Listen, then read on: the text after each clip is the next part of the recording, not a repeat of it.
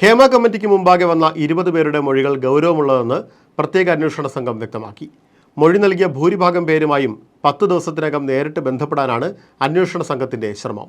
നിയമ നടപടി തുടരാൻ ആഗ്രഹിക്കുന്നവരുടെ മൊഴിയിൽ അടുത്ത 3-ാം തീയതിക്കുള്ളിൽ കേസെടുക്കും.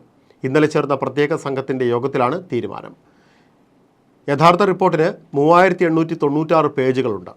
പൂർണ്ണമായ പേരും മേൽവിലാസവും വെളിപ്പെടുത്താത്തവരെ കണ്ടെത്താൻ സാംസ്കാരിക വകുപ്പിൻ്റെയോ റിപ്പോർട്ട് തയ്യാറാക്കിയ ഹേമ കമ്മിറ്റി അംഗങ്ങളുടെയോ സഹായം തേടും. വിശദമായ മൊഴിയും അനുബന്ധ തെളിവുകളും കൂടി ചേർന്നാണ് ഇത്രയും പേജുകൾ. അന്വേഷണ ഉദ്യോഗസ്ഥർ പല ഭാഗങ്ങളിലായി ഇത്രയും പേജുകൾ വായിച്ചിരുന്നു. ഓരോ വനിതാ ഉദ്യോഗസ്ഥരും മൊഴികൾ വായിക്കും.